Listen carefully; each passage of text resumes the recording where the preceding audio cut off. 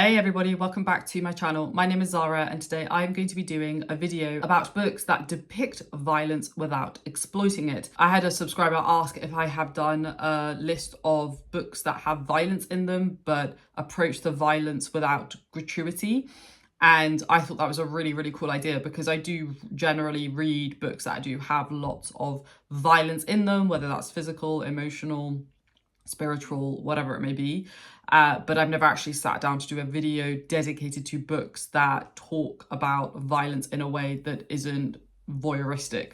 So I do just want to shout out Leo. Thank you so much for asking me whether I've done a video like this because it's honestly the motivation for filming this video. So shout out to you for doing that. Violence in books is quite an interesting topic. And I think violence in any art form is also interesting because I think violence can often be used in a way that is just to shock the reader. And sometimes that is the point, but more often than not, it's often just there as a way to make a point about something in the most vivid, gratuitous way possible.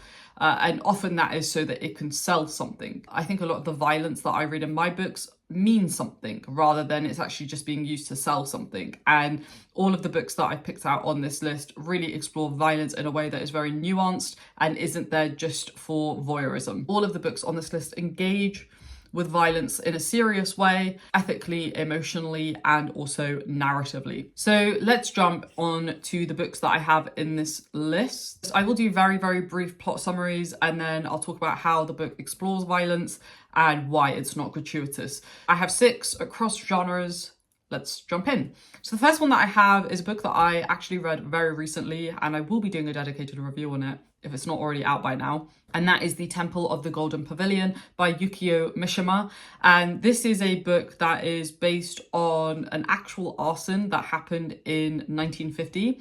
And we're essentially following our main character who goes by the name of Mizoguchi. He's a young, stuttering acolyte at the famed Golden Pavilion temple in Kyoto. And from early on, we realize that he's very isolated, he's consumed by resentment, and he is obsessed with beauty, particularly the seemingly untouchable perfection of the temple. And over time, his alienation festers into a philosophy, and beauty, he thinks, must be destroyed before it can betray or outlive him. And that leads him to burn down the temple. And this book explores violence in a really effective way because it is slow and we see our characters spiral out of control as the book progresses. It starts psychological, it kind of morphs into the philosophical, and then it ends with the physical. What Mishima captures so effectively and disturbingly well is how violence becomes an aesthetic act in the mind of the alienated. There is no blood or gore for shock value here. It is just an act of pure negation. The destruction of the temple is written with cold detachment, which mirrors Mizoguchi's inner void. The great thing about Mishima is he makes you sit in the discomfort of watching a person intellectualize his way into nihilism. And the horror isn't necessarily what he does, but in how understandable his descent is. It's a reflection of post-war Japan, its identity crisis, its shattered ideals, and the violence is both personal, but also much more broader than that. It is national as well. In a way, the fire isn't the climax. It is an inevitable consequence of what this character goes through. And I think this is just such a vivid insight into how easy it is for people to commit acts of violence, not only to the area surrounding them, but also to themselves. The next book that I'm going to talk about is Kindred by Octavia E. Butler. In this book, we are following a Black woman who goes by the name of Dana in 1970s LA. And she is repeatedly pulled back in time to pre-Civil War Maryland plantation. And she discovers that she is bound to an ancestor who goes by the name of Rufus, who is a boy who will one day play a role in her kind of history. And she essentially has to contend with some pretty hard decisions that I think everybody would find difficult, despite the fact that she knows what is happening in the past is brutal and is the worst of humanity. I don't want to say too much because I don't want to give away spoilers, but I want to give you enough so that you get a sense of, you know, kind of the realities of the books that I'm talking about. The way Butler talks about violence is just so much more than physical violence. There is that, and it's absolutely horrifying. But what she captures is how violence and slavery is routine, it's structural, and it's very intimate. Whether it's rape, whipping, surveillance, language control, these aren't random acts, but they're tools of the system used to subjugate an entire group of people. Her horror is magnified when you realize that not only is she experiencing this as somebody who's trapped in the past, but she's also experiencing it as a woman in the 20th century. The reason why this book is so effective at doing what it's trying to do is that she's very clinical in her descriptions. There's a detachment in a way, and she doesn't lean into painful spectacle. Instead, she forces us as the reader to confront violence as context. It's ever present, it's sometimes mundane, and it's always corrosive to everybody involved. And the emotional violence is just as important as the physical, specifically how people survive it, justify it, or even internalize it. And one of the other characters' decay is as disturbing as the violence he enacts. And I think Butler really makes you question the fantasy of distance from history. Yes, the past may be the past, but in reality, that is actually not the case. While yes, it may seem like the past is the past, it isn't actually. It lives in bodies, institutions, and memory, and the violence isn't there to shock, it's there to implicate. It is fantastic. It is very brutal, but it isn't done in a way that is just to evoke shock in the reader. The next book is The Road by Cormac McCarthy, and this is a book that I read quite a long time ago, but I still think about it quite a lot. And it's set in a bleak post-apocalyptic landscape where we are following a father and a son as they walk towards the coast, trying to survive in a world where most humans have lost their humanity. The story is completely stripped of names, locations, and backstory, and it really focuses on the bond between the man and the boy. McCarthy presents a world where violence really is just the baseline, but he refuses to revel in it, whether it's exploration around cannibalism, starvation, cruelty. You know, it's all there, but it's also more about what isn't described in detail than what is. The most disturbing elements of this book are alluded to or implied, and we understand the horror through silence and through the things that the father won't let the boy see. The writing is sparse, it's almost biblical. Violence exists, but McCarthy turns our attention toward love in the face of it. The central question isn't necessarily about how bad the world can get, but how long tenderness can survive within it. Even the most brutal acts are not shown to shock, but to clarify what's at stake, and that is our humanity. In this book, the reader isn't allowed to gawk. We're instead invited to grieve along with the characters, quietly, reverently, for a world that might still be worth saving, if only because our characters refuse to let it go.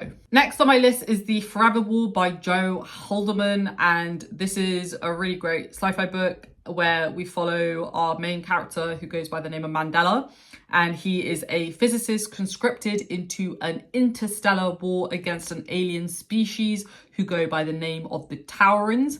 And because of time dilation, each combat tour only takes months for him, but centuries pass on Earth. And by the time he returns, humanity has evolved into something that he no longer recognizes. The violence in the Forever War is less about combat and more about dislocation, how wars fracture identity, time, and humanity itself.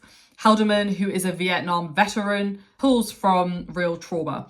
And the battles are brutal, but they're very brief, sometimes even sterile, mirroring the absurdity and detachment of high-tech warfare. Most of the horror lies in what war does to the self, disorientation, isolation, and dehumanization. He doesn't glorify the military or paint the enemy as evil.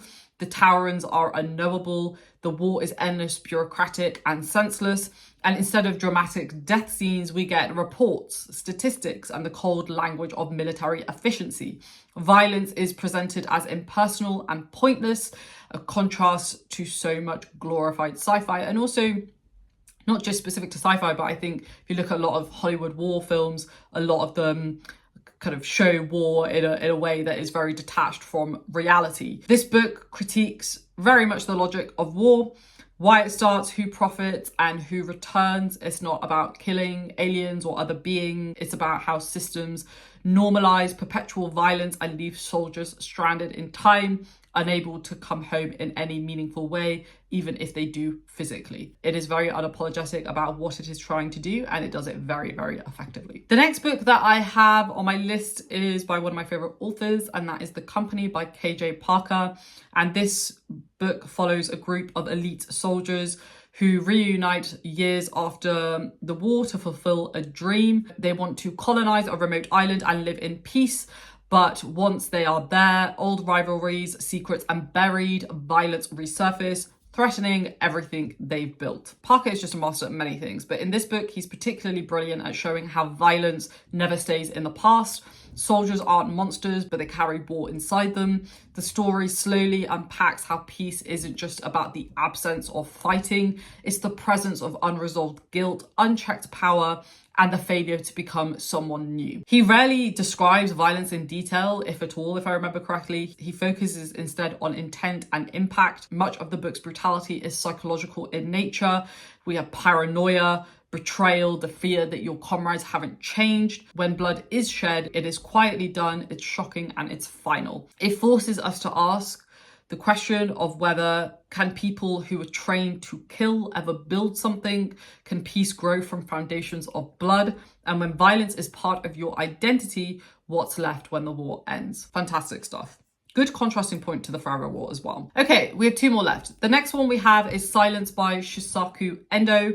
And this is a book set in 17th century Japan, where we follow a Portuguese Jesuit priest as he travels to find his mentor, who is rumored to have apostatized under torture. As he witnesses the persecution of hidden Christians in Japan, which at this time Christians were very much not welcome and even banned into entering into the country, he confronts unbearable questions of faith, cultural arrogance, and the silence of God in the face of suffering. In this book, Endo explores spiritual and existential violence. Torture very much exists and is described. It's grisly and very targeted, but it's never sensationalized. The most disturbing violence is very much internal, the slow erosion of certainty, the humiliation of moral compromise, the idea that your very beliefs are being questioned from the inside out.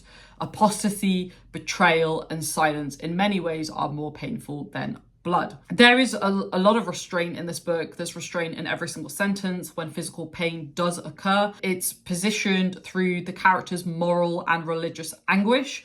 Violence becomes a test of not endurance, but of meaning. And the novel asks, what is faith when it costs others their lives? This is a story that doesn't offer answers.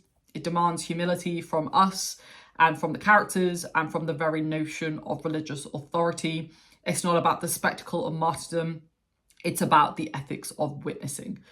It is very good at what it is trying to do. It explores religious and moral violence in a way that I've not seen done as well before. And then the final book that I have on this list is Human Acts by Han Kang. This is set during and after the 1980 Gwangju uprising in South Korea, based on a real event that happened, and it traces the massacre's aftermath through the voices of different people, such as a boy searching for a friend's body, a grieving mother, a censored editor, and a tortured prisoner. Kang looks unflinchingly at state violence, but she refuses to make it cinematic. The violence is degrading, intimate, and mostly told from the perspective of survivors or the dead.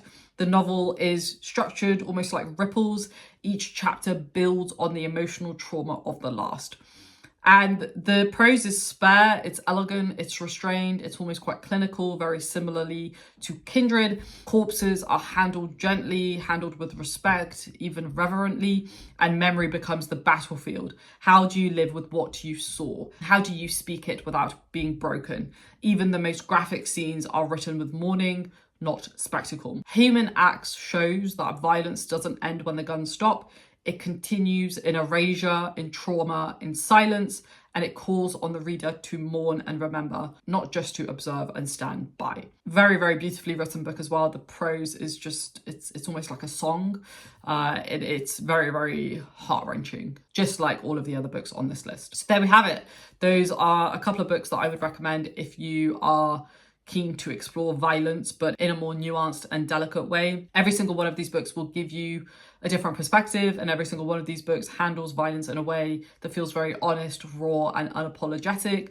And also, I would say, in a way that doesn't feel kind of like it's trying to take a side. Like, I think all of these books just give a perspective, and they all, I would say, have a level of objectivity, even though no book can truly be objective. So there we have it, folks. Let me know down below in the comments if there are any books that you would recommend that specifically handle violence in a way that doesn't glamorize it. Feel free to pull from any genre. I will probably do another part to this video because I have a bunch more recommendations, but this video is getting quite long, so I think it's best to stop here. And if you do have any ideas for videos that you would like me to do, feel free to comment them down below and I will always add them to my backlog. So I'll see you down below in the comments. Shout out again to Leo for putting this video in my mind. I hope you enjoyed it, and I will see you in my next video, folks. Thanks for watching. Stay safe as always. Take care, and I will see you very, very soon.